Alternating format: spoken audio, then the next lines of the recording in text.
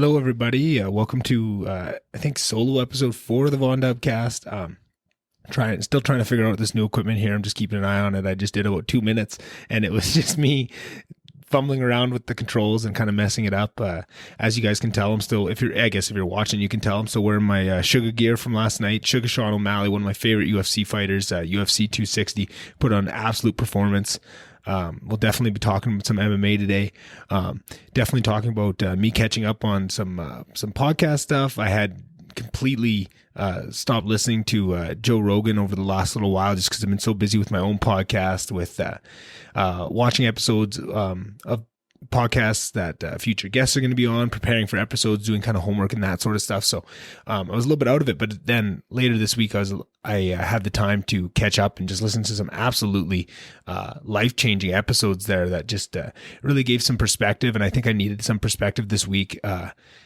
It was quite the week. I don't know how everybody else is doing, but I had some real highs and lows the last couple of weeks. Went to that wedding in Slave Lake, was able to record some episodes with some Slave Lake people. Really excited for that. The first one of that series comes out tomorrow with the Mayor Tyler Warman. That'll already be out by the time this episode comes out.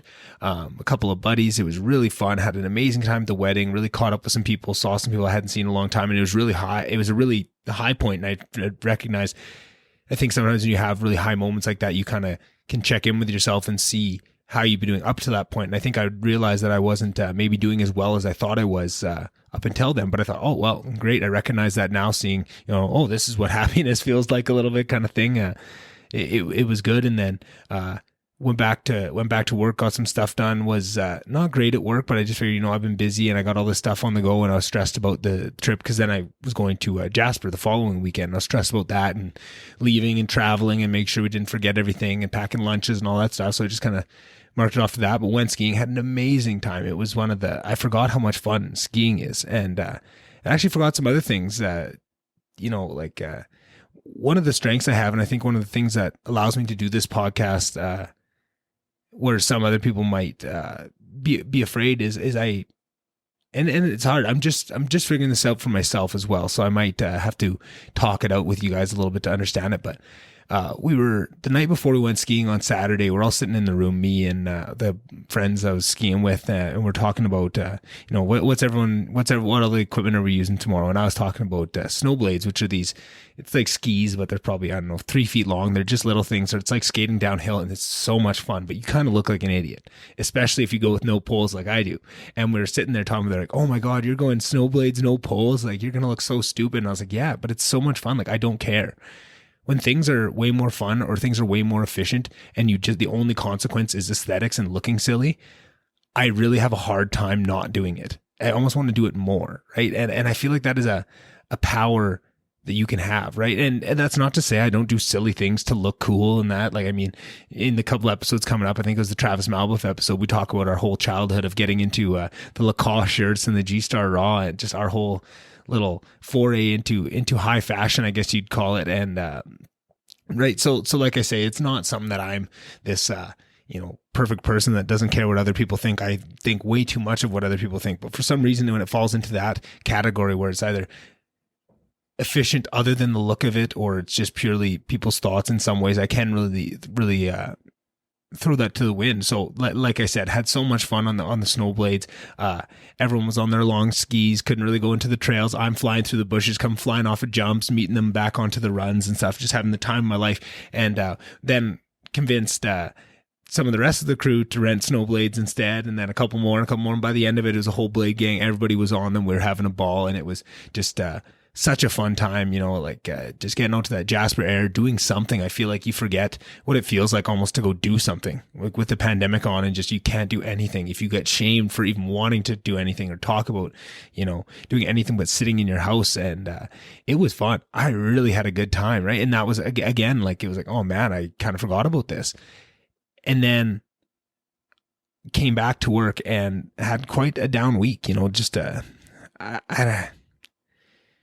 I'm struggling a bit lately. I was struggling before I started this podcast with work. It was something that it asks a lot of you. And I'm probably, I don't know, I was sitting here meditating before this episode thinking like, man, how much of this do I want to talk about? Because, I try to be really honest on this podcast with everybody, and I do that to a degree, and I'm really proud of the degree that I can be honest with, but it's not full honesty. There's so many things I don't talk about, and it's usually because of something like work or something like that, where there's consequences outside of this podcast in real life that would be affected by this. But I had this idea that, and I think that's one of the things that's really dragging me down, is not being able to be fully open on this podcast for things like that. And that really pisses me off if I'm frank about it, because I've put so much into this podcast to only be able to give it 80% at the max. Even if I'm doing everything, there's still 20% or whatever that, I'm just throwing numbers out there, but whatever that is that I have to hold back for whatever reason, it bugs me. And I was thinking, you know what, maybe today I'll just talk from the heart. Let's talk about everything and just cut out whatever I don't want. So if there's things that I say that, you know, maybe on second thought I have to edit back out of the podcast after for reasons like that, you might notice a little bit of editing in this episode, but I think I'm just going to let it rip a little bit more. Right. So, yeah. With work, before I started this podcast, there was times where I was getting overwhelmed. It was a big job to jump into at 23 years old. I didn't know what I was doing, and I had a lot to prove, and I knew I could do it, and I knew I was doing a good job. But at every step of the way, I always questioned myself. I had a bunch of, imposter syndrome, and you're a young kid, and there's all these people that have, you know, worked there for a while, and they're 50, 60 years old, and they don't want to listen to you, and you have to prove yourself and really go above and beyond just to come across even almost. It's hard to explain, but that's how I felt. And I'm 100% sure a lot of that is in my own head. But there's clear examples of when it's not, and people definitely let you know that. And we're, you know, not shy about saying, hey, I don't like you. I don't think you can do this. I think you're doing a bad job, even though I wasn't. And it was just that. And, you know, but you have people say that stuff to you, and it eats at you, especially if you're an emotional guy like I am. I think if anybody's listening to any amount of this podcast, you probably know, you know, I'm a pretty emotional guy. I care about things, and I want to do a good job, and I want people that depend on me to be able to look up to me in that. So it's about having something to prove. And then I noticed that, you know, I'm just trying so hard to prove that I deserve this thing, but do I really want it? Did I ever really want it? Is this something like, am I busting my ass, just having my soul sucked out every day to achieve something that I don't really know if I asked for? I definitely asked for this, but I was asking when I didn't even know. Like, I say I asked for this, but that was Nick of 6 years ago. And Nick of 6 years ago almost couldn't even make a decision. He was so caught up in all the narratives and whatever everybody else wants and what people were telling him was good. And, oh, if you get this job, make this amount of money, you're going to be happy. This is what's going to bring you joy and that sort of stuff. Right. So definitely I asked for this, and I did. But it's different in a way. Once you get to a certain point, it's like, yeah, but it was almost like asking a child. It was like asking a 6-year-old, hey, what do you want? And they're like, oh, look, you got what you want, 6-year-old. It's like, yeah, but did they really know? And obviously 23 is not 6, but it feels like it. I don't know.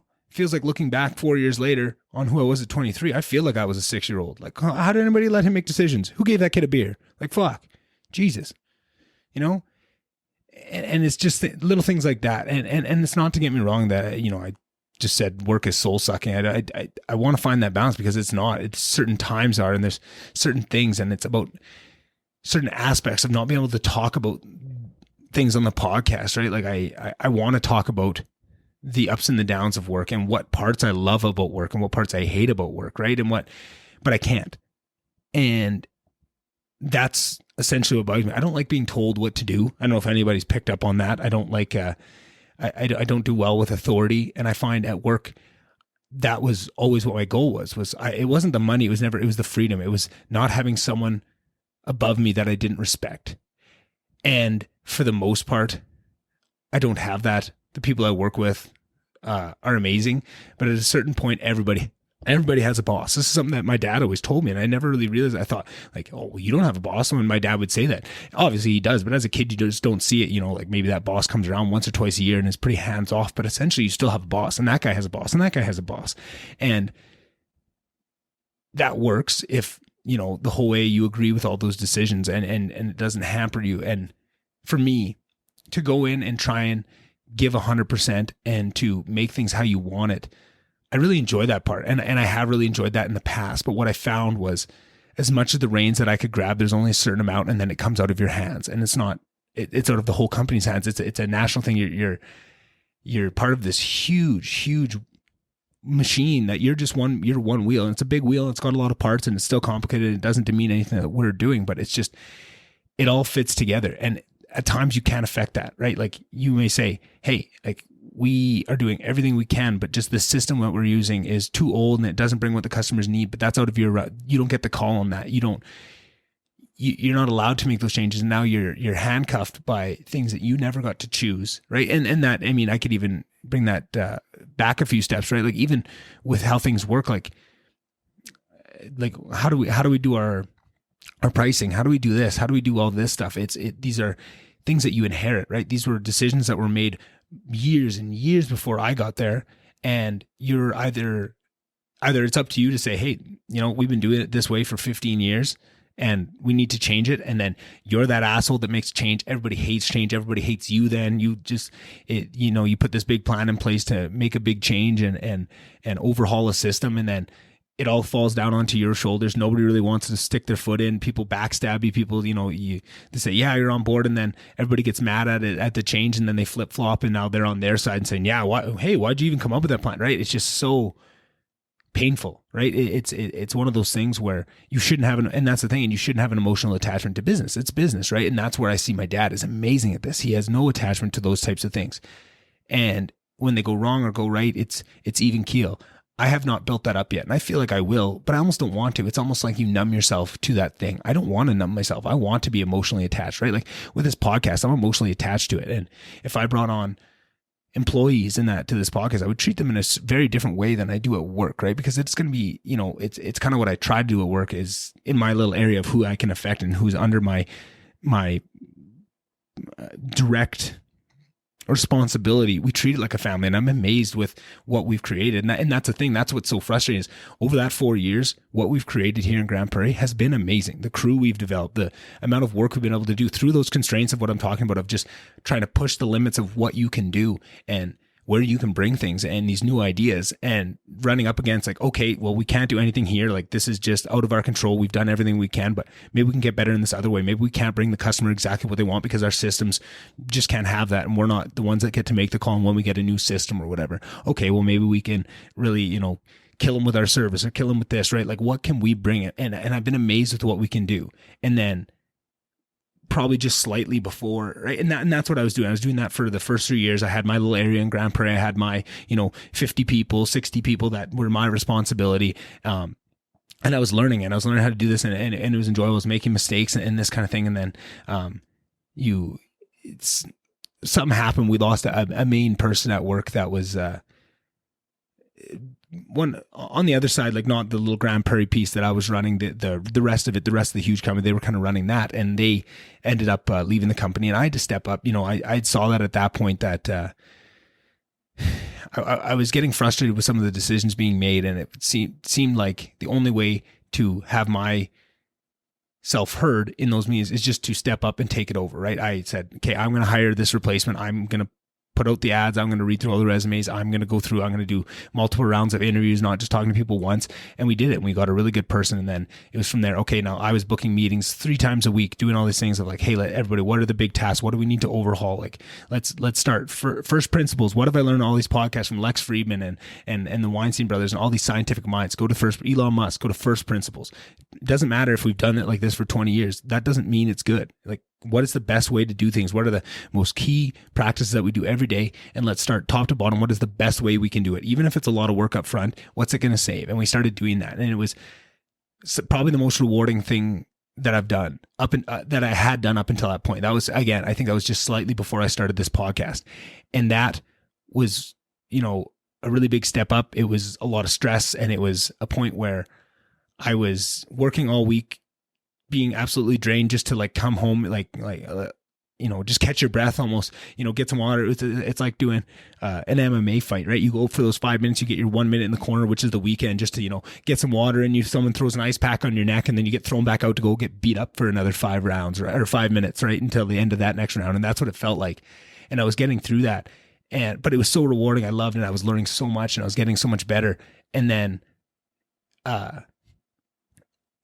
it hit another wall where I wasn't really happy. Some of those things, right? Like you talk about, I was making big changes, doing all these things, and then you second guess yourself. Is this a good plan? And you don't have a lot of support because it felt like I was the only one booking these meetings. And it became apparent when I stopped doing it, they stopped happening, right? Like it was, and then when I would book them again, they'd start up again. It was one of those things. It was just, I don't know. I don't know what happened. The rewardingness stopped. It's got diminishing returns, right? It started to get a little bit less rewarding, and a little bit more taxing, and a couple key things, right? A couple key people really kicking you in the guts and really making you second guess all your stuff. Someone was supposed to be on your side just really took the wind out of my sails. Like, why am I doing this? Like, why am I just absolutely crushing myself each week for this stuff? Like, why? I always talk about on this podcast the why. What is your why? And I talked about that with getting to a point where I was vastly depressed and just really not happy with what I was doing. Why? But not what I was doing, more with why was I doing it, right? Like, am I doing this for some, billion-dollar company to make more money? Like, I don't know. Like, is that really what I want to do? Is that really what I'm passionate about? And that's where I hit that rock bottom point and realized, like, that's not, I know where my passions lie. I love podcasting. I love this free form, whatever this is, or streaming, or just unadulterated content to the people. That is what I believe in. That is what I think is the future. That is, if I had to invest all my money on one bet, right? Like, if I had to put my family's lives on something, that is what I would bet it on.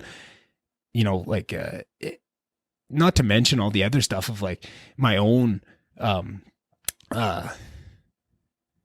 battles with what I do and in the industry. And, I think it would surprise a lot of people just because of my, where I grew up and how I talk about things, my thoughts on, global warming and that, and what we're doing to the environment. I don't think that what you see is the typical response to it and what people want to do and just demonizing the industry. I don't think that's a solution, but I don't think the solution is the other thing of just, climate change isn't a problem, we don't need to address it. You fight with these things in your own head, you wrestle with them. And I'd be lying if I said I was completely fine with it and I had it completely figured out. But where was I even going with that? Yeah, anyway, so then I decided to start this podcast, and that changed my why, right? That changed my why, because now I'm not doing this just to make some company some money, right? And I say that when, it's my dad's company too, and he makes money as well, right? Like, there is selfish reasons, and I don't think that's selfish. I guess it depends how you look at it, what viewpoint you're coming from. But there are, personal gains that I get out of it, and I like working with my dad, and I like working with essentially my uncle and some of my best friends and our group and some of the people that have even come on more recently. Like, we have amazing people that we work with, and I really enjoy that. And it's usually not them. They're usually just as frustrated as I am with what we can and can't do. And they want to make it better as well. They're just as busy, right? Like, just like I have my things that are overloading my plate, making it hard to make these big sweeping changes, and they would like to too. They just don't have the time, right? Whereas, and that's the thing. And then I get frustrated because these people are also, they want it to be better too. And when you're one of the big driving forces with making it better and bring that forward, but now everybody looks to you for it. And maybe I just don't have as much in me to do all these things, right? To completely overhaul one area while also bringing stuff. And that's what is getting to me. And sorry, I got to get back to changing my why. So when I started this podcast, what changed the why was now I'm doing this job because it is what is the springboard to this next thing, to this podcast. It's what's going to make, I'm going to make money doing it so that I can, buy this equipment, buy these mic arms, buy these mics, pay for the hosting service, all this stuff, pay to travel to go interview people and that kind of stuff. It changed the why. So now it was supporting another thing that I was doing. And I really enjoyed that for a while. And, I think that really allowed me to give 100% again. And I kind of locked back into work and this, and I started getting up at 6 a.m. Because what I used to do is work was hard for me to get through. By the end of the day, I would be an absolute bag of dicks, like sack of milk, sitting in my office, like so burnt out, like, like it's 3:00. How's there 2 more hours left? And I'd still work, but I wouldn't get as much done. So I thought, okay, when I started this podcast, right? So, or that was how I started. And it was, man, I got to change something. So what I did was instead of running after work, I would, work till 12:01, go run for an hour, come back, and then, finish out the day, and that worked. But then when I started this podcast, I thought, oh, well, and again, this is so silly to think about because I started this podcast talking about how I don't care what people think, but 100% this is all people think is like, oh, people are going to see me starting a podcast. They're going to think I'm slacking at work. So I need to get up at 6 a.m. and run in the mornings so that I'm ready to go and I can work all through the day. And it almost kills me. I hate getting up at 6 a.m. I don't sleep very well. So sometimes I'm running on like 3 hours sleep. And I wonder why I'm, having trouble and struggling a bit and getting overwhelmed. And it's because I'm not making good decisions in this. And that is what's happening, right? Where now for a while, my why was, oh, I'm doing this to support this. But now what I'm starting to see and what's really pulling me down again is that the podcast is not allowing, I don't know. It almost seems like it should be working. Like the podcast isn't allowing me to give everything I need to work, and work isn't allowing me to give everything I need to the podcast. And it is that in some ways, but it's almost less. But then you say that and people tell you, oh, everyone's busy. Everyone's got to suck it up. And you get told that, or you get told to quit the podcast. Then like, fuck. Oh, does that hurt? Oh, like you know, it's coming from a loving place and they just want you to be happy and successful. But man, does that hurt? It's like, it's like you make this amazing painting on this canvas and you just bust ass, and it may not be very good, but it means a lot to you. And somebody that has seen you work on it, and they may not know what it means to you, but they've seen at least the effort you're putting into it, and just grabbing that and washing their car with it or something, or wiping their nose with it. It's just like, that is such a kick in the teeth. But it's natural. And obviously they just see like, hey, there's clearly too much. Like, this is one thing you could easily drop. Like, why don't you just quit that? And it seems like such an obvious question, but I think if anybody listens, they'll know, you just have to have a little bit more tact with some of that stuff. And I try not to let it get at you, but it's just one of those things where, as well, I think by any other metric than my own, this podcast is an amazing success. I think if you see the amount of downloads, the amount of listening hours, the amount of, and especially not making anything easy on myself, not starting with if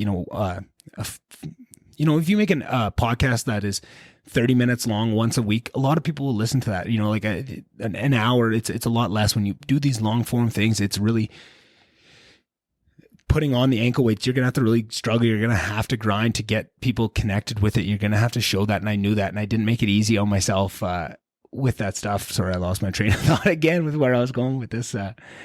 It's just one of those, oh yeah. So like, but when you look at it with what I have accomplished, I think by any other metric than my own, it would be very impressive what I have accomplished. And I know that intuitively, and I know that intellectually that it should be that. But by my own estimation and my own judgment, I feel like it's a failure in my head, because I know what I can do. And I know if I wasn't splitting my time between all these things and I could, do all this, and it's not even time. It's something more than that. It is time, because definitely, putting in whatever, a full-time job's worth of hours, especially when some of that can be that draining, and you get home and you just want to, chug a bottle of vodka and go to sleep, right? And I say a bottle of vodka, but that's whatever it is, right? Like, I think that's whatever that person's vice is. I know that's my thing, like, it's usually food, right? Diet Pepsi, like all that. I see the decision-making things, like the healthy things for me start to collapse when I get to these points. And I've seen it this week, right? Like, I turn to what it is. Maybe I'm not drowning myself in a bottle of whiskey, but I have my own things, right? Like, it's just because that's not my thing, and people turn to that. And I think people see that so often, and they recognize it. And I feel like one of the big pieces is that everything's a relationship. You have a relationship with everything. I have a relationship with work. I have a relationship with this podcast. I have a relationship with whiskey. I have a relationship with food. I have a relationship with all these things. And you need to constantly be looking at them and adjusting with them and be conscious of them. And I think for so long, I was not aware of that. I didn't look at things through that lens. And I feel like when I started to, it helped me a lot. And now it's hard not to look at things through those lenses. So I'm looking at that of like, how is my relationship with work right now? How is my relationship with this podcast right now? And some of them, right? Like, I feel like I'm almost in an abusive parent with this podcast, that I give it so much love and that, and then I just have other things that take priority, and I can't give it what I want. I can't find, I just don't have the resources to sit down and, there's so many things like a website and doing, I could sit here for 20 minutes talking about the next steps I want to take with it. I just can't. And that frustrates me. And I feel like it's that on top of the openness and not being able to talk about these things on the podcast. And like, there's so many stories from work that I would love to talk about, like crazy shit that's happened, crazy shit that we've been through, that it's just not something to be talked about. I don't know. Maybe it is. Maybe again, this is all in my head, and I feel like so much of it is too. I mean, talking about specific work stuff, that's work is work. You shouldn't talk about it, and that can be held up. But then I think there's also stuff that, like some of my personality that I don't let out. If I'm a fucking silly goose, I don't know. I'm sure it's come out a little bit on the podcast, and another thing is why I'm excited to start streaming, because I feel like maybe it's a different source where I can be, maybe let a little bit more of myself out. But there's so many things I would love to talk about, but I feel like I've been at work the last 3 years so much. It's like every day you're going into war, right? Like nobody thinks you deserve this job. You're a kid. Everyone thinks your dad just gave it to you. You need to go out there, and every interaction you need to kick ass. You need to win. You need to show people that you are smarter, you are better, you are stronger, right? Like at every point, which is not a very healthy relationship to go into, but it is what it is. And that's what you're going into. And that's why you come out of it so drained, because you're going into that fighting for everything.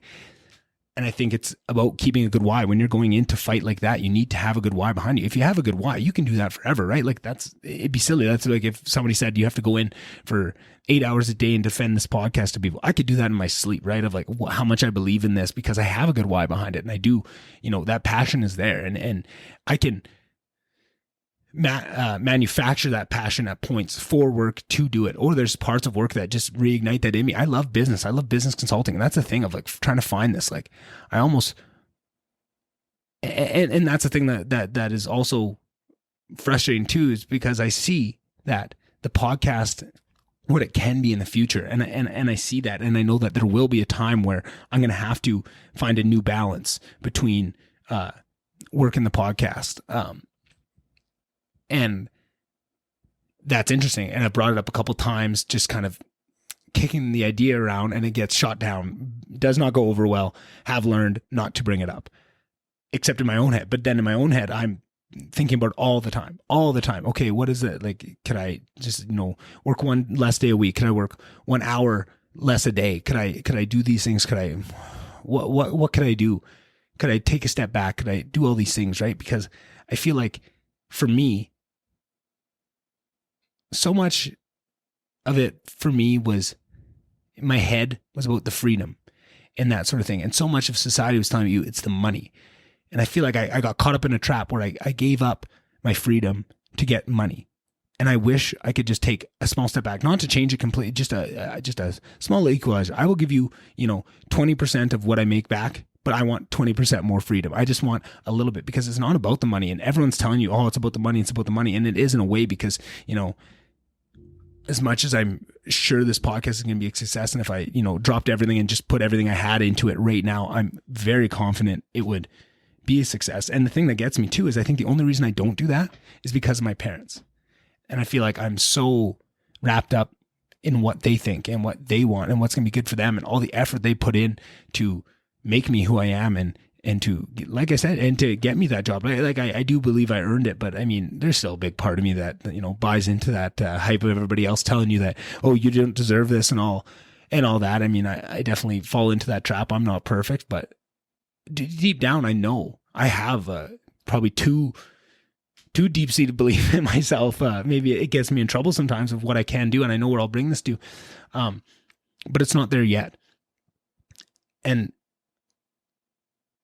I know I want to just keep working hard to make sure that when that point comes, when something happens, when the thing falls in the right place, I talk about this on the podcast a lot, is weird things work out for me. And that's why I try to lean on that when times get tough like this. This is all for a good reason. I'm learning lessons through these darker times that I wouldn't be able to learn any other way. This is the pressure that forms the diamond. I see that. And it's just hard to force yourself into that mindset and keep that as that carrot that's out front of you that you keep moving towards, because I'm so impatient. I want it to be where it is.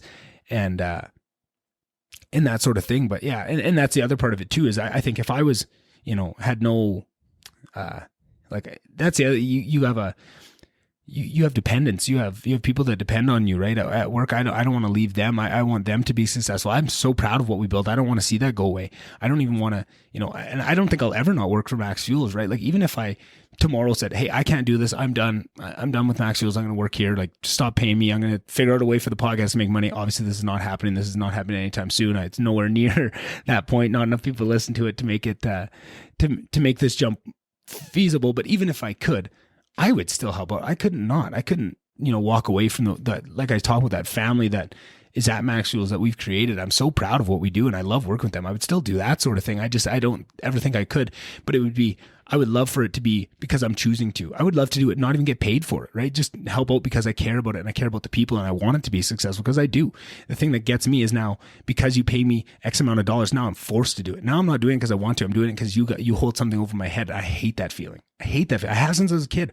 That's why I was such a nightmare. I got kicked out of kindergarten. How many kids get kicked out of kindergarten? Or had to get somebody to call, your sister down from grade 1 or 2 to come walk down to the classroom to calm you down because you're fucking psycho, right? Like that was me. That's always been me. I've never been that person that's gonna, follow the rules and not question things. It's just never has been part of who I am. And I don't think that's changing anytime soon. I just have to find a way to navigate the world and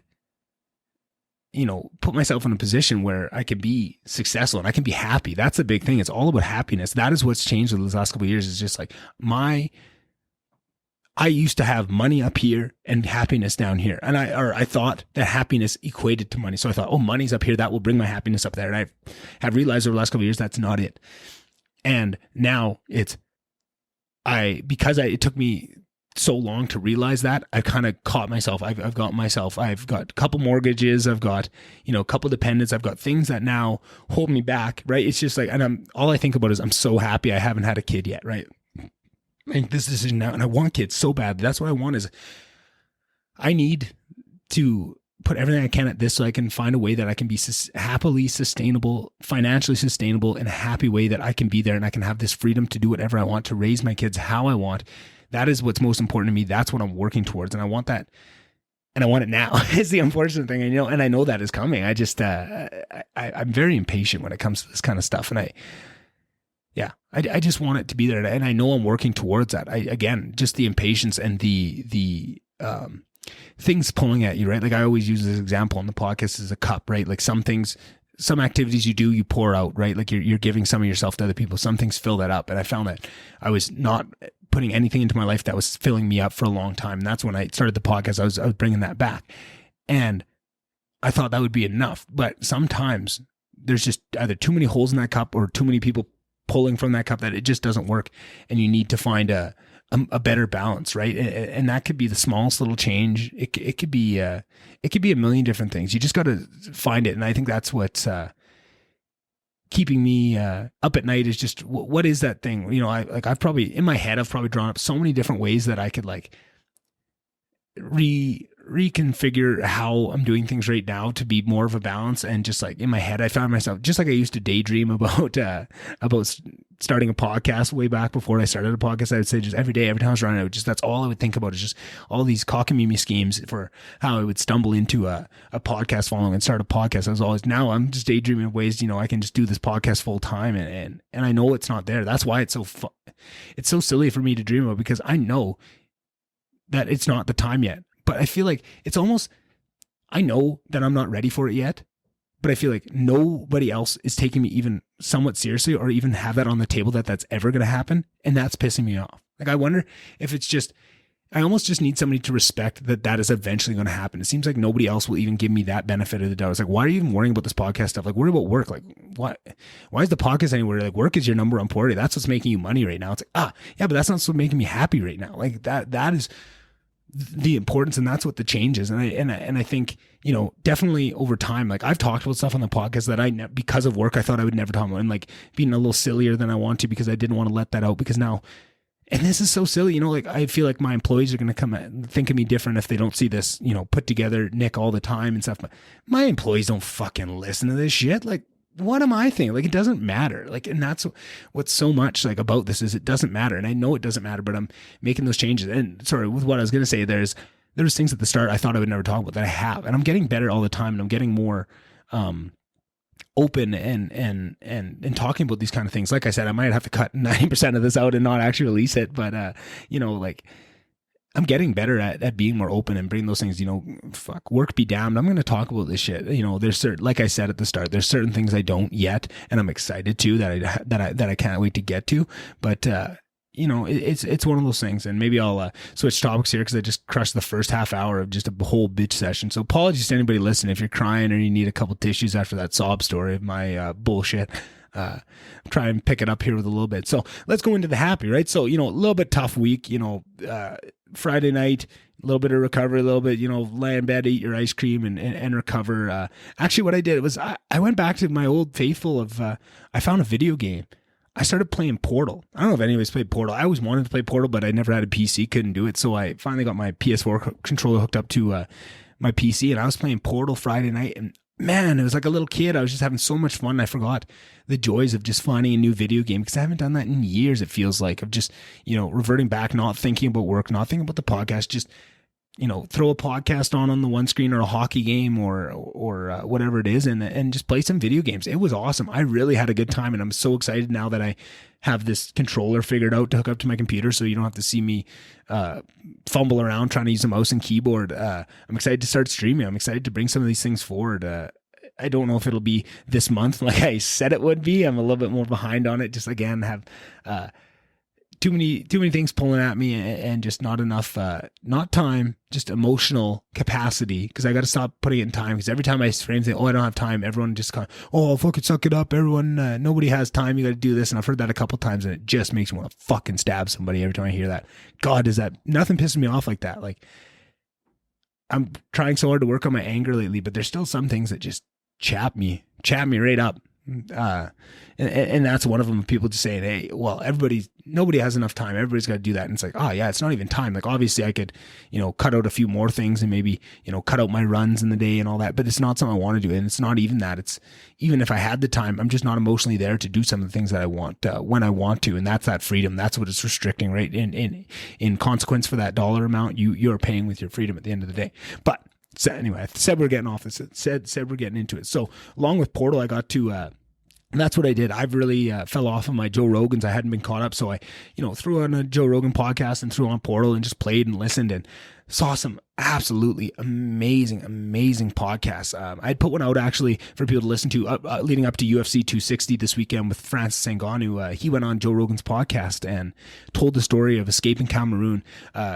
Francis Ngannou grew up in Cameroon. He was working in these salt mines as a kid, and he always had a dream of being a fighter. I think his dad was maybe like a bare knuckle Cameroonian boxer at some point, and Francis is huge. He wasn't that as big as he is now. When you see him, he's always tall and always powerful, but didn't have the training and the technology and the nutrition to see what you saw this weekend last night. And I'll get to it, don't worry. But I never realized how wild his story was. I feel like, and this will go into some other things, but I feel like our understanding as Western culture of what Africa is, and Africa is so many different things. It's a million different things. It's so huge and so vast and so diverse, but there's so much we have no idea what's going on, right? And just to hear trying to escape this country to this country and all the hardships, and then once you get to that country, you have to escape to this one, right? And then you get all the way up to Morocco, which I was lucky enough to travel to when I was younger, and it's quite an amazing place, but definitely have some different ideals, and he tried to escape,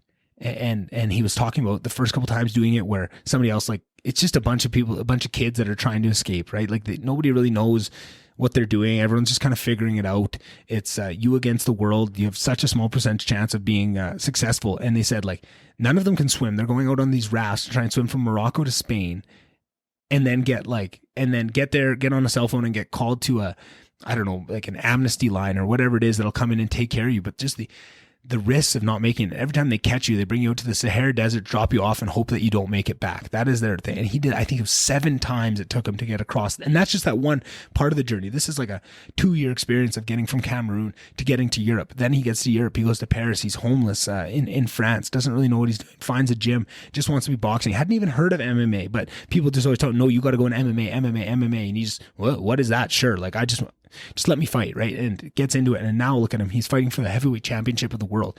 And to hear that story was just amazing in preparation. And then to see what he accomplished this weekend against Stipe Miocic, who is the most amazing champion. Sometimes I love being a fan of the UFC, but sometimes it's tough because you get so invested in these guys. And sometimes it happens like this weekend where I love Stipe Miocic. He's such a good champion. He has so much skill. He's such a good guy. He's a firefighter out of Cleveland. He has an amazing family. He's a loving father and all this stuff. And just to know, and then Francis, where you just see the story of just human interest that you can't stop. It almost brings a tear to your eye.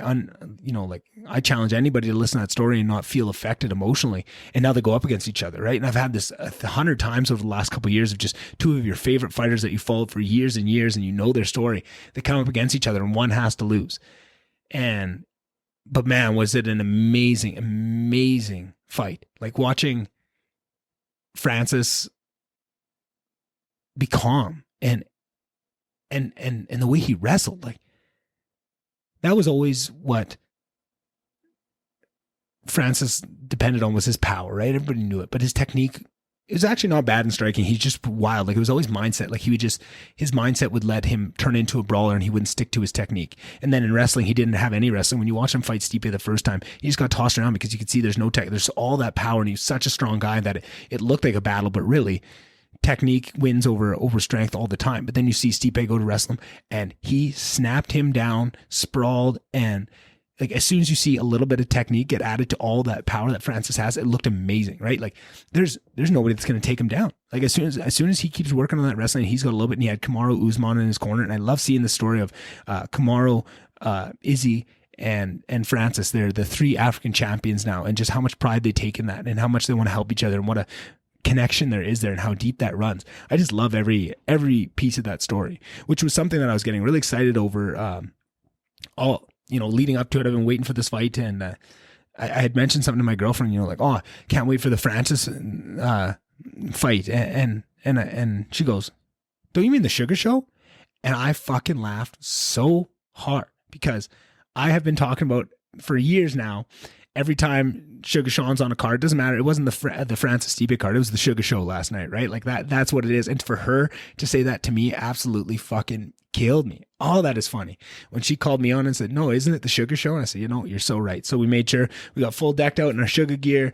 And as excited as I was for that Francis Stipe matchup, I was hand sweating, hyperventilating, couldn't breathe, nervous for Sugar Sean. Like, I have seen every one of his fights since he came in. And not only that, I followed his podcast. Him and Tim Welch do the Timbo Sugar Show. And it's such a cool podcast. It's so interesting to watch a high-level UFC fighter like that be 100% open. They both are. They're exactly who they are in and out of the cage. In every interview, you can see it. They are who they say they are. And it's a little bit wacky. It's a little bit, not PC. They talk from the heart. They say some wild shit.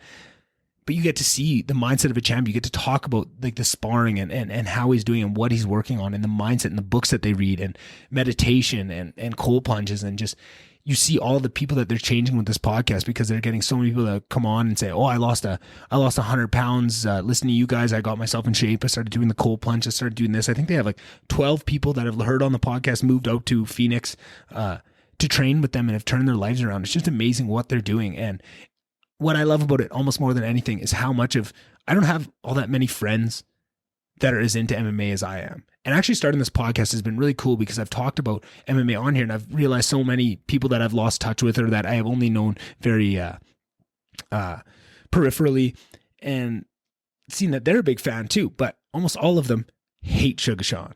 And I get sent memes and all this stuff, and so many people. I made a lot of money last night on my boy Sugar. But that just makes it all the more sweet for me, because when you don't follow the podcast and you just see all the peacock strutting of what he brings, and the bright hair and all the wildness, and you don't get to see the absolute iron trap of a mind that is behind that kid, and you just see the face tattoos and you think he's some goof. He's not, right? And I love that. And I know people are going to wake up to this soon, but it's just, you could see from the very start, for years he's been saying this, and it is true. And he's going to be a champ. He has championship mentality, championship mindset, and it's always tough because he's battled some injuries, and injuries are not something you can control. And that's what I've been telling everyone that's been fighting over and betting. They're all saying, "Oh, he's gonna injure." And I said, "Yeah, maybe he will, but if he doesn't, he's gonna knock that fucker out." Like, he is so skilled, and he's always working on his ground game. We still haven't seen him pull it out yet, but I have a sneaking suspicion that we're going to see Sugar Sean submit somebody in the next couple of years, right? Like, as he goes up, now he's back in the big boys. He should be ranked 15 come Monday. He should be back in those rankings. Speaking of which, you know who else is going to be in those rankings come next week? Is that Miranda Maverick. Ooh. She's had 2 fights and she has looked spectacular. Too bad that old Canadian Jillian Robertson didn't make it. I really like her. I've watched her for a while. I mean, we call her Canadian, but I think she moved to Florida when she was like 6, so somewhat Canadian. She still reps it, so we'll let her rep it. But and also Marc-Andre Barreau. I don't know, whatever. His name's Marc-Andre. My favorite hockey player for such a long time was Marc-Andre Bergeron, the bane of the 2006 Oilers playoff run. I still number one in my heart, though. So when I hear a guy come into the UFC named Marc-Andre, I know he's going to do some things. So it's just it's a very meaningful name in my life. So I know he's going to be huge. He did awesome. Probably the first 10-7 round I've ever seen. So this is the bad side of MMA. I was sitting in this office watching it on Fight Pass, and it's the third round, and this guy is so gassed fighting this Canadian, Marc-Andre Bergeron here, who actually from now on, that Burrow guy is now Marc-Andre Bergeron for the rest of his career. That is how I'll refer to him. So Bergeron's beaten the piss out of this guy because he's just so tired. So I'm yelling at my computer, throw in the towel. And there's 3 minutes left in the third round. And his corner should have stopped it. He's just taking an absolute beating, was way too tired to do anything, and was just too tough for his own good, was just wheezing out of position as soon as the ref's about to stop it, and they let him go, and they stopped the fight with 4 seconds left. Like, you just let that guy take an absolute beating for 3 minutes. There's no person on this earth that thought he was going to do something. There was no, even if he would have miraculously got up, he had no power. He couldn't have knocked him out. Like, it was just, it's frustrating to watch the sport evolve because it is so young. And you see the judges are a huge problem, right? The rule set are a huge problem. The fact that the rules are different everywhere you go is a big problem. But more than that, almost, is just the idea of what we're going into it with. It's so much. I love the bravado of what comes with the sport because it is, it's a blood sport. It's prize fighting. It is at the end of the day, something that's far from society and societal norms. And you have to accept that to go into it. And I have, but I think there's a middle ground you can find where you bring back a little bit of that sportsmanship and keeping their health intact. And I feel like that was one of those points where fighters, and this is why, because fighters will say, oh, if my corner throws in the towel, that'll be the last time they corner me.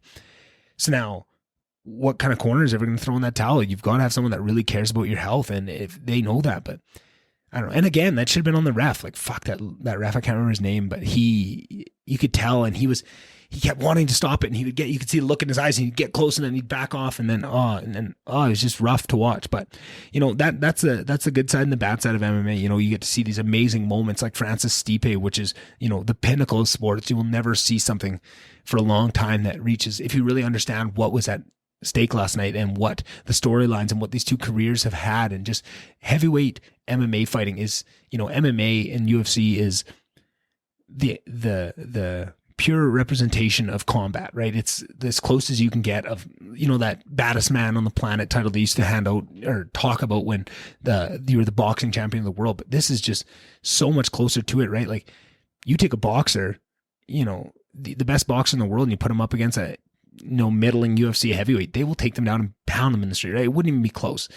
And that is what these guys are. That's who Stipe was for these many years, and was an amazing champion, the best champion we'd ever seen. Nobody had ever held the UFC heavyweight title for that long, that spectacularly, and had grown that much while holding the title to ensure that he would hold on to it and regain it when he lost it. It was something that was amazing to see.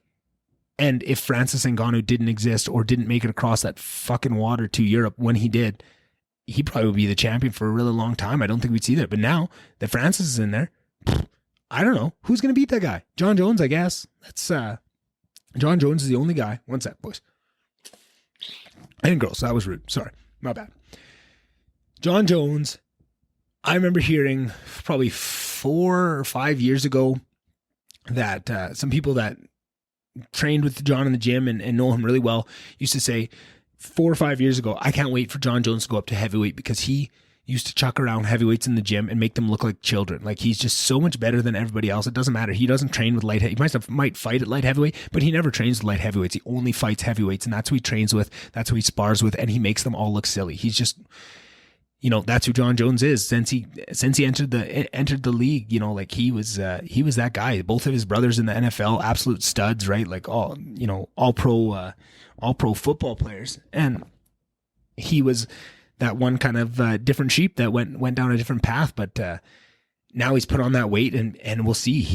If he can't beat Francis, I don't know who can, right? And would be the first time I'd ever go into a John Jones fight not 85% certain that John Jones is going to win, right? I'd probably even still, if you forced me to put my health, my all my money I own on John Jones or Francis, I'd probably still go John Jones, just with even knowing all that stuff and seeing what we saw this weekend, just because John Jones has been that good for that long, and his skill set and his mindset and just everything that goes into that is there.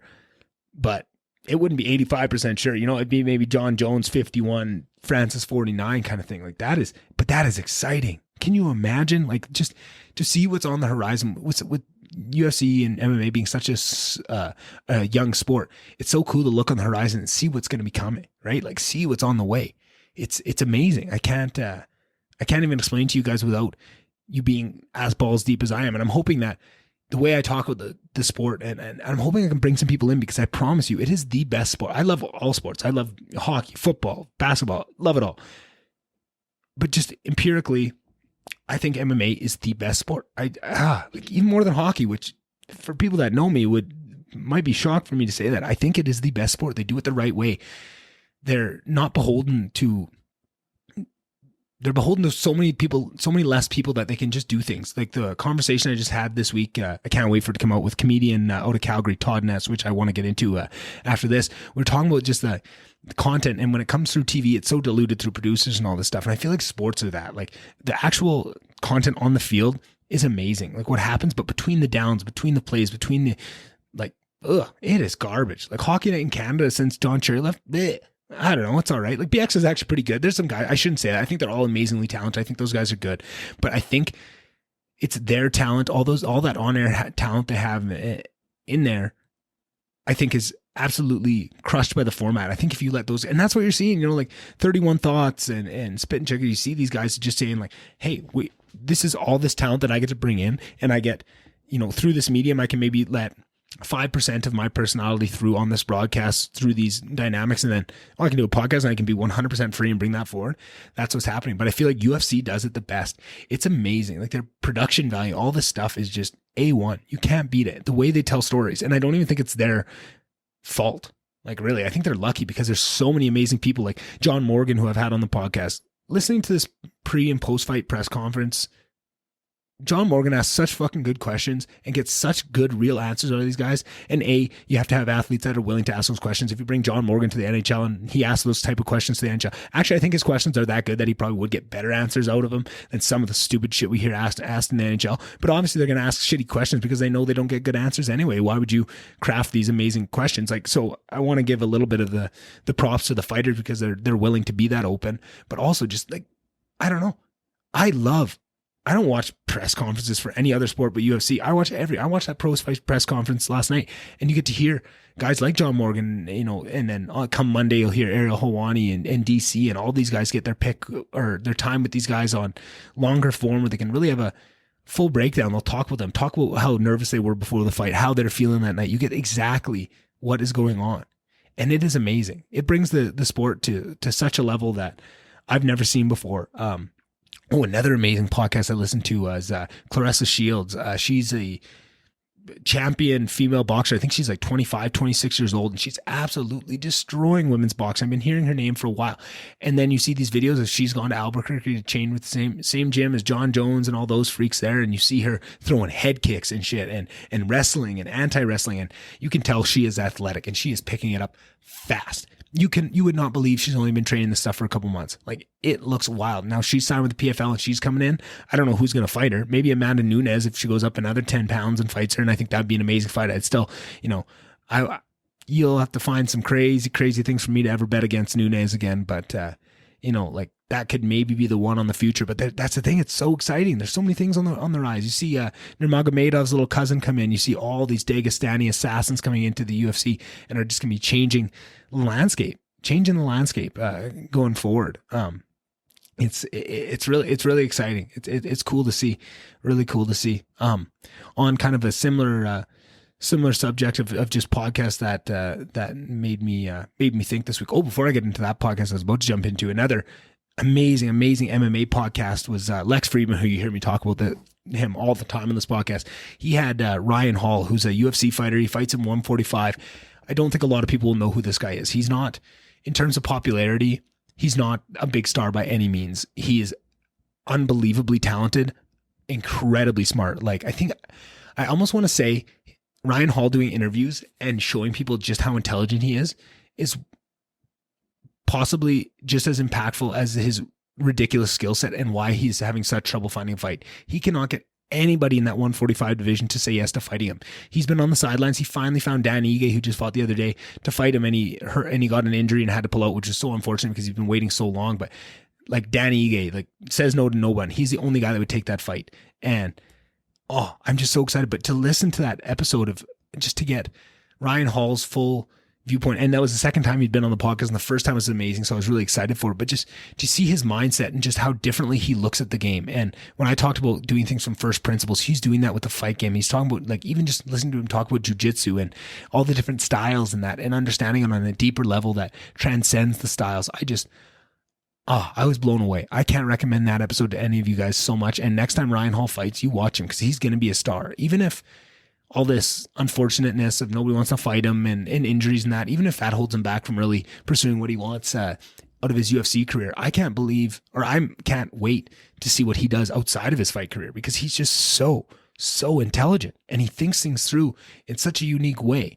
And I don't know what he's going to do, but I can't wait to see what it is, because he's just one of those people where you can see, oh, he's going to do great things. That is a great human being, right? That is a great person that is pursuing greatness in fighting right now. But wherever he pursues that greatness, it's going to be amazing. So that was another podcast I listened to. But the one that I really wanted to talk about today was one that was on Joe Rogan. And we were just talking earlier about Africa.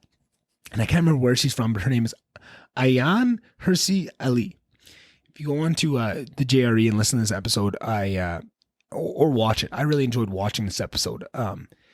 She tells the story of growing up in Africa. I can't remember what country, and being a woman, and just how society and the tribe treated men and women, and how you were just expected to take on this role of what was expected of you. But she talked about reading books and Nancy Drew and sneaking into movie theaters and seeing it and getting tastes, just these small bit of tastes of what women can be and the true capability of what that human potential is in these areas, and how she would stand up for each other. And talking about at 5 years old, the huge malaria problems she had, and her standing up to all the men in the village and saying, no, we don't need to go to these witch doctors, because she said these witch doctors would take all the money from her mom and from all these people, because they would that's how everything worked, right? Like, they would believe that. And she was taking grade 5 science, realized, no, what we need to do is empty all the puddles out around for, a couple miles around the village, so that there's no place for the mosquitoes to hatch, and we'll be way more successful than malaria. And in grade 5, stood up to all these men in that culture where you don't say anything as a woman, and started doing that. And time and time again would get into these battles and would stand up for herself and just really establish who she was. And then after 10 years, her dad returns from some civil war that he was fighting and tries to marry her. She hasn't seen him in a decade, and tries to marry her off. And just all that learning that she had done until then just told her that something was off. But she was only armed in these little snippets of what truly women could be, and what that potential, where that potential lay, which was just, I don't know, so interesting to hear. So just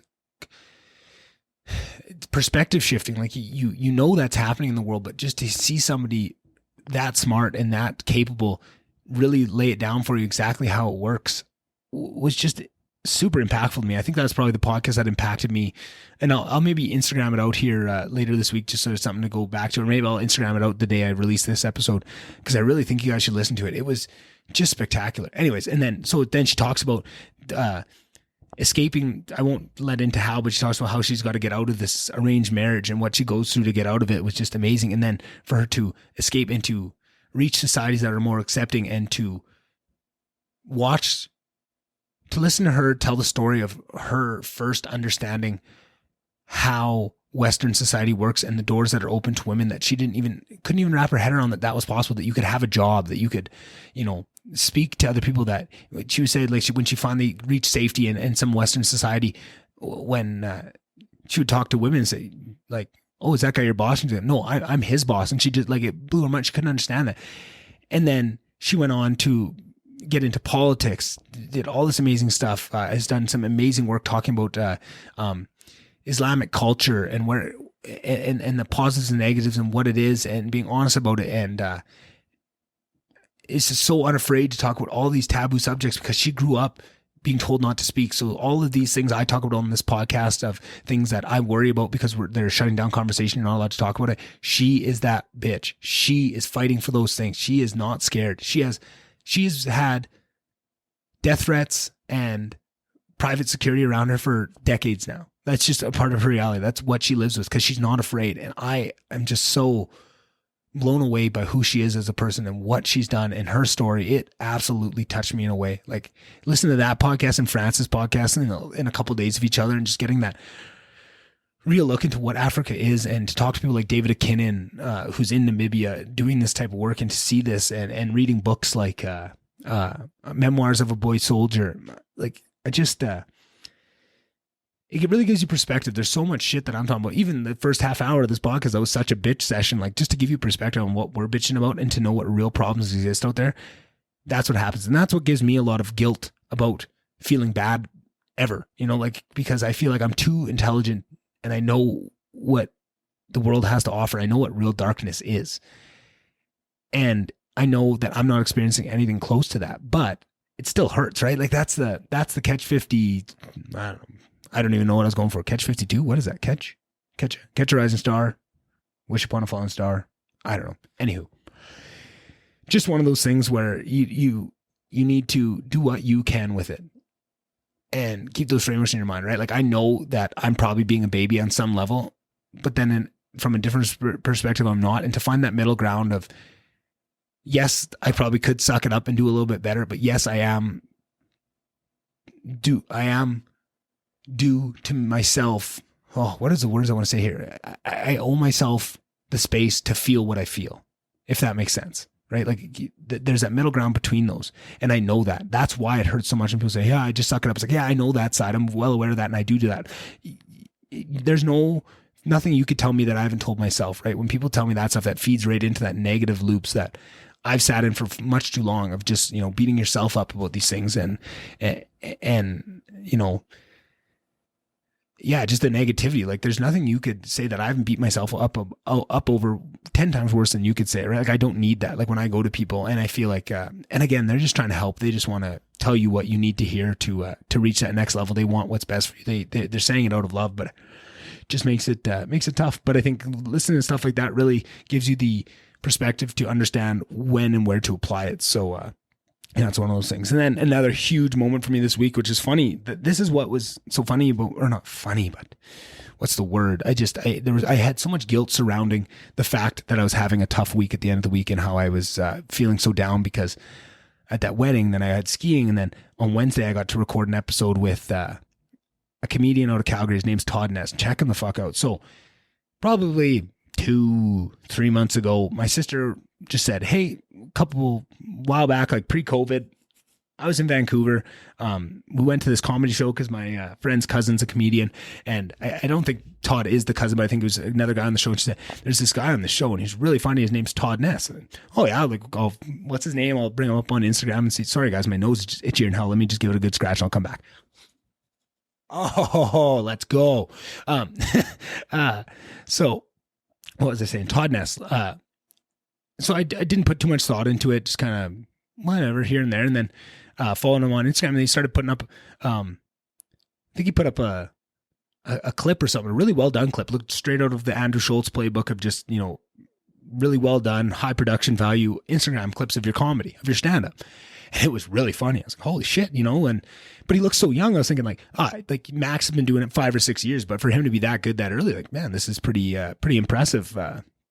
Let's check him out, right? Send him a DM. Hey, do you think you'd want? He was really, really nice guy. I said, yeah. So then, and he said, kind of next week, hey, let's do it Wednesday. Oh shit. So then, I'm getting nervous because I love stand-up comedy and I love stand-up comics. And I feel like with how much content I've taken in of what I understand of what stand-up comedy is, I put it on a really high pillar because I know that it's such a hard thing to do. It's such a crazy goal to chase. It's so meaningful to those people that I want to do my research and make sure that I'm going to give them a good interview. So I dove in and I was watching his podcast. He used to do another podcast with another local comedian out of Calgary named Brett Forte, who also is really funny. Like, just in searching up Todd Ness, I got to know this Brett Forte guy who's also really, really funny. And they did a podcast together that was so fucking funny. Oh man. Like, I was trying to listen to more episodes of Todd's because that's purely him. But also, I think the podcast they did is called Two Meers, like meerkats. So MEERS. It's on Spotify and stuff if you want to check it out. The two of them together, it was so funny. Those two have such good chemistry and just the back and forth, but their voices sound so familiar to me. I think after doing an interview with Todd, I could probably tell them apart a bit, but I couldn't. But they were both so funny, and it was just like rapid fire riffing off each other and just bringing the comedy to heights that they probably couldn't achieve on their own. Well, I mean, I shouldn't say that, because listening to Todd's podcast, his little solo one, they're 20-minute episodes, which is so not up my alley. That's what kind of helped me off. And I was like, he does a podcast, but they're like 20, 25 minutes, half hour. I don't think I'd like that. I was wrong. He does them every day. And that's always what I didn't like about Short Lake podcasts is you do 20 minutes and don't hear from me until next week. Like, it's just so little. It's nothing you can sink your teeth into, but he probably releases one almost every day of these little 20-minute podcasts, and he's in your ear every day. And it's so funny. Just the funniest shit that he's experienced, right? Like, he talks about stories of, the car that's been parked outside his apartment for 2 months and it finally getting moved, and, the self-checkout line at the fucking grocery store and shit. Like, it is so funny. I was just absolutely dying. So every episode of these podcasts that I listen to, I get more and more nervous, and the questions I have to ask Todd is just getting longer and longer. Now I have like 2 pages of questions to ask this guy. Like, I'm thinking in my head, I hope he's in for a 9-hour interview, because I could keep this guy here all day. And but you're getting nervous. This is a really funny guy. He's really talented. Like, and then I listened to his special the night before. So Tuesday night, when I was supposed to interview him Wednesday, he knocks my dick in the dirt, man. It's on Spotify. It's on YouTube. It's called Working Comic. When I release his episode, I might try and do like a big push and like link his YouTube version of it. It's only got like 350 views. It's fucking hilarious. Like, I think it has a ton on Spotify, but even on the YouTube version, like, we got to get it up there. It's so funny. So fucking funny. Like, some of those bits on there it seemed like, that's what I was saying. Like, this guy sounds like a 10-year comic, like a 15-year comic. Like, he has really figured out. I don't know how he's doing this, because he looks so young. So I'll finally get to have him on Wednesday. A little nervous about it, but as soon as we get rolling, such a nice guy, just really good fit. We're joking. Like, he's got me cracking up. Like, we're just flowing. It was awesome. I got to ask so many questions, and I was only supposed to keep him there for an hour. I think I kept him there for 2. Like, kind of felt bad about it, but we were just having so much fun. I almost didn't even realize the time going by. So he was really gracious about that. Let me probably do double the time we were supposed to. We had fun. And then after, I messaged him and said, hey, can we do that again? Because I had so much fun. And I think we might even try and line up another interview not too far in the future. I'm definitely trying to get down to Calgary to record some episodes down there with all my Calgary friends in person, because just the difference between a Zoom episode recording over the internet versus in person is just so much different. It's hard to explain to you guys. I didn't think I realized, even though I'd heard guys like Rogan and all that, so I was like, oh no, we never do remote interviews. It's just not the same. And I'd heard them say that all over the place, but never really experienced for myself. But now that I keep bouncing back and forth, it is a very big difference. So I'm excited to get down to Calgary, but I think even before then, might try and have Todd on again, because man, was it fun. Like, I had so much to ask him. It was so much fun for me to get to.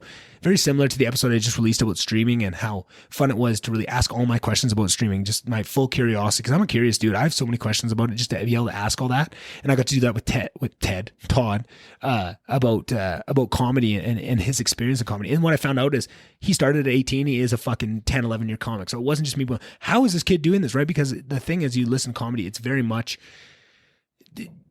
you can be born funny, you usually are, but to actually get the skill of a stand-up comic, you need that time on stage, and you need those 10 years, or it's just not the same, right?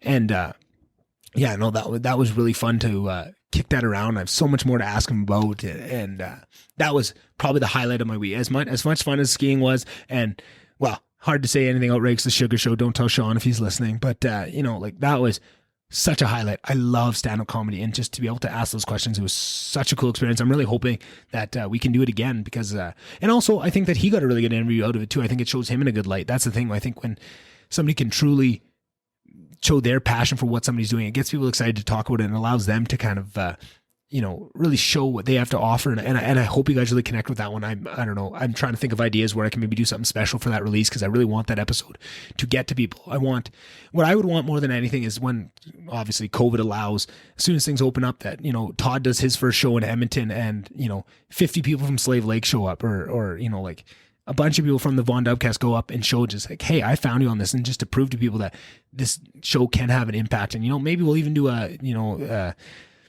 private show in Slave Lake. Who knows? Put one on at the golf course or something. I don't know. Fucking ideas like that come to me all the time, just like things you can do with it. So, that's been really cool. That was really highlighted my week. What I got coming up for interviews this week. Interviewing a kid from this Jordan Peterson group on Facebook, which has been very interesting to me. It actually, Jordan Peterson's daughter, Michaela Peterson, posted about this group a while back, and I just joined it to kind of think of what it was. And it's a bunch of young kids that are of a similar mindset. And it was like, almost like, man, I wish I could have found this group when I was a couple years younger. Cause it's definitely a younger group. Like it's probably, I'd say the average age is maybe 21. Right. And it feels like it feels very young. There's a lot of angst. There's a lot of, creativity. There's a lot of, emotion that you can feel the age is young, but there's also so much in there. It's interesting to see. There's a lot of bright minds, a lot of people that are you can see so many kids that are frustrated with the status quo of not being able to talk about things, not have discussions there. Fuck. I mean, I'm not too into the group. I got too much shit on the go to partake, but I just, lurk it every once in a while, and they're arranging Zoom discussions to talk about really big topics, like Black Lives Matter, abortion, all these types of things, and just having constructive feedback on them and seeing like people argue from different sides. They're doing debates and all this stuff. And it's super interesting, super creative. I'm really excited about it. Like I said, there's some issues with it, like it's definitely, there's a bit of immaturity at times with some of the things that go on in there, but it's almost the immaturity that has to happen when you're that age. And I think, I'm excited to see what comes of it. And so on Wednesday, I think I'm having on one of the kids from that group to talk about. We're going to finally get to talk about some Ayn Rand. Read The Fountainhead, changed my life, and haven't talked to anybody that I know that's read that book. Actually, I think my sister might have read that book now that I say that, because she heard me talking about it. But I don't think it connected with her in the same way that it connected with me. And also, when she told me she finished it, I wasn't finished it, so we didn't really get to have a full discussion. So hopefully I can have a discussion with her soon about it too. But excited to talk about that. I'm sure all sorts of topics will come up on that. I did a little introductory meeting with this guy because I've never met him before, and he was excited. I just put in that group, hey, if anybody wants to come on the podcast from this group, more than willing. I'm always like I say all the time, like this is my open micer time of the podcast. I need as much stage time as I can, and I shouldn't say that. I don't need a guest, as I just clearly showed, because I've been talking for an hour and 10 minutes here. I can do it by myself, but it's a little bit harder. This is a different skill, and I want to get better at both. But to get better at that interviewing skill specifically, I can't do it to myself. I need to have people that are willing, and that's a lot to ask. So I just said, hey, anybody willing to come on? And that goes to everybody listening right now. If you want to come on, reach out to me. Nobody knows the difference whether you reach out to me or I reach out to you. And I'm never going to admit that you reach out to me. I'm going to say, hey, I've wanted this guy on for a long time, right? You know what I mean? Like it'll never come out on that side. If you do hear it, please come out. I get a lot out of this. I'm only restricted by how many people I can get to come on this podcast for how quickly I can get better at it and how often I can get behind the camera and behind the mics and learn these skills and get into weird situations and really get my 10,000 hours in. So more of that, the better. And on top of that too, it's kind of embarrassing to admit because I never did, and I own all Jordan Peterson's books, but I've never read any.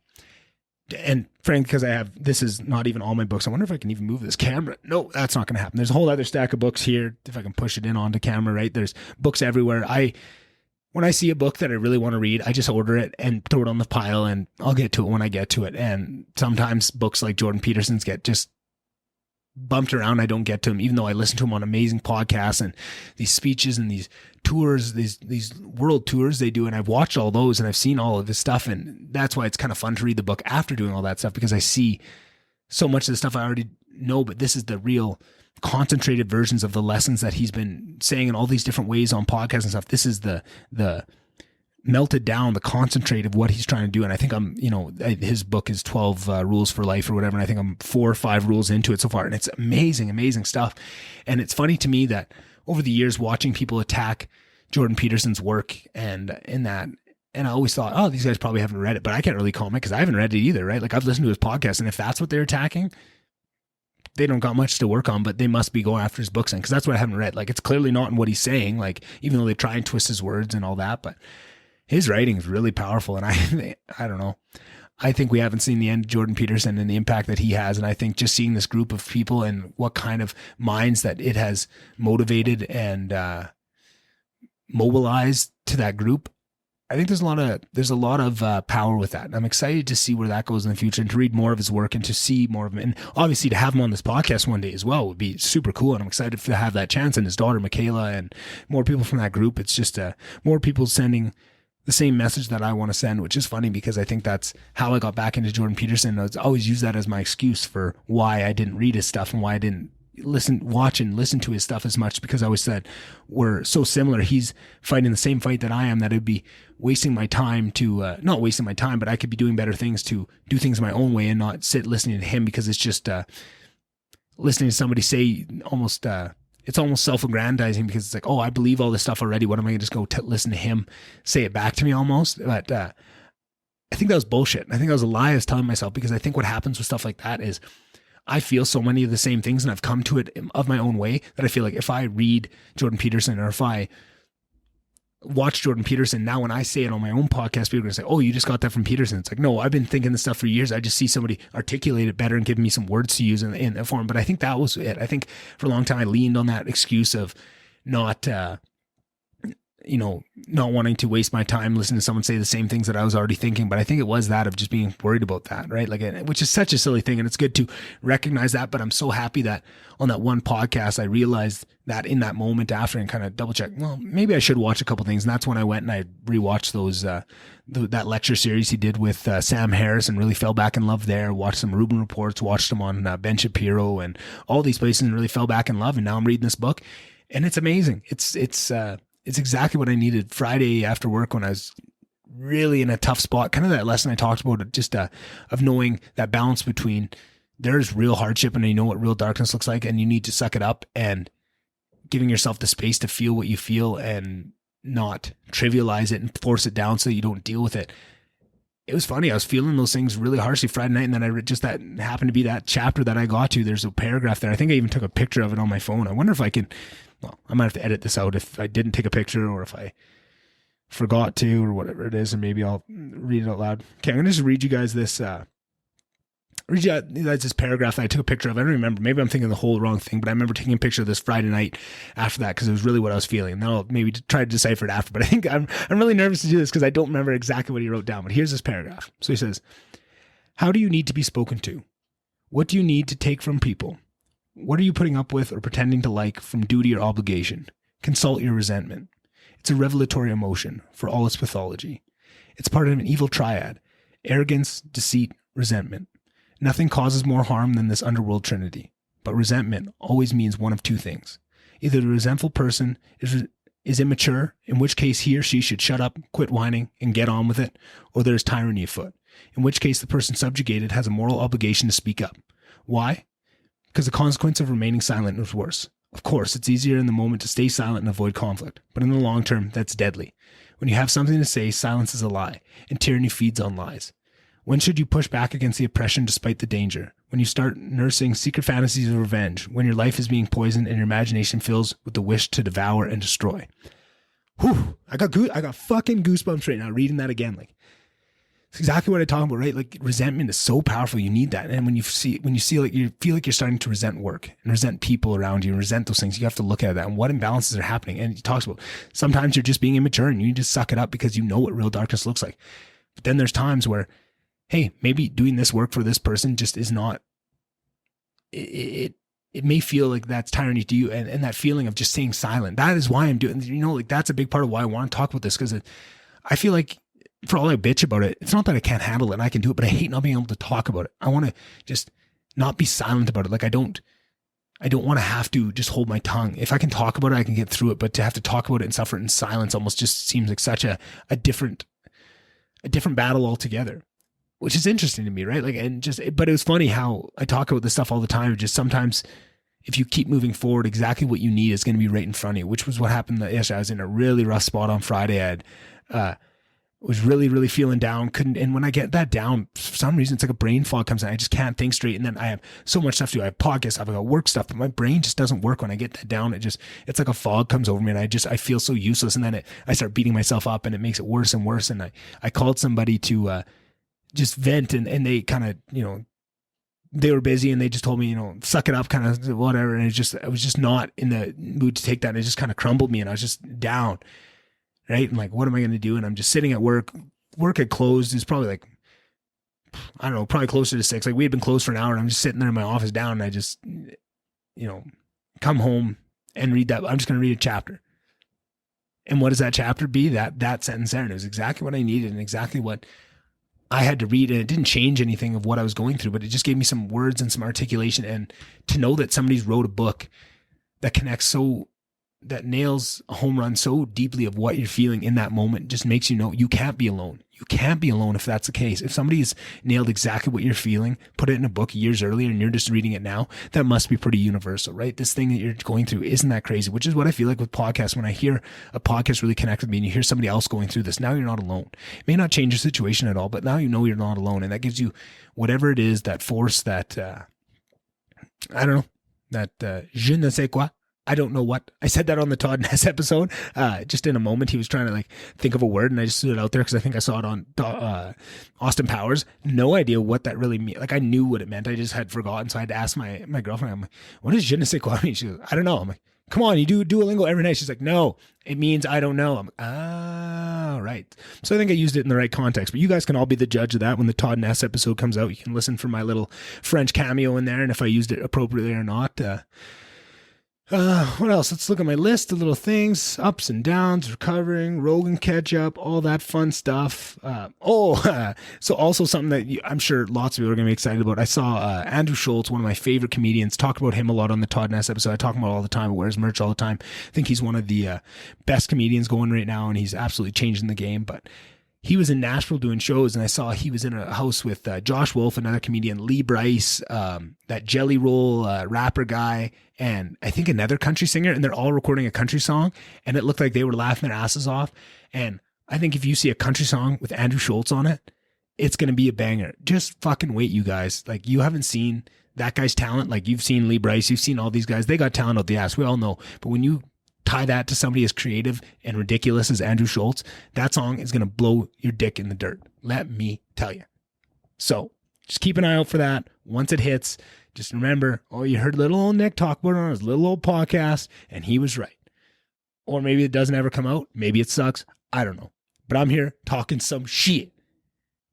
And that's what I do. That was an hour 20. So even if I have to cut out all my own bitching and bullshit about myself, which honestly, guys, just that little 20 minutes, half hour at the start, I remember getting through it and switching topics, and I felt so much better just having talked about it. God, do I feel so much better. I just need to, I think that just shows the power of talking about shit. Sometimes you just need to get it out. Not everybody has a podcast, and not everyone has people to talk to. Here's another thing.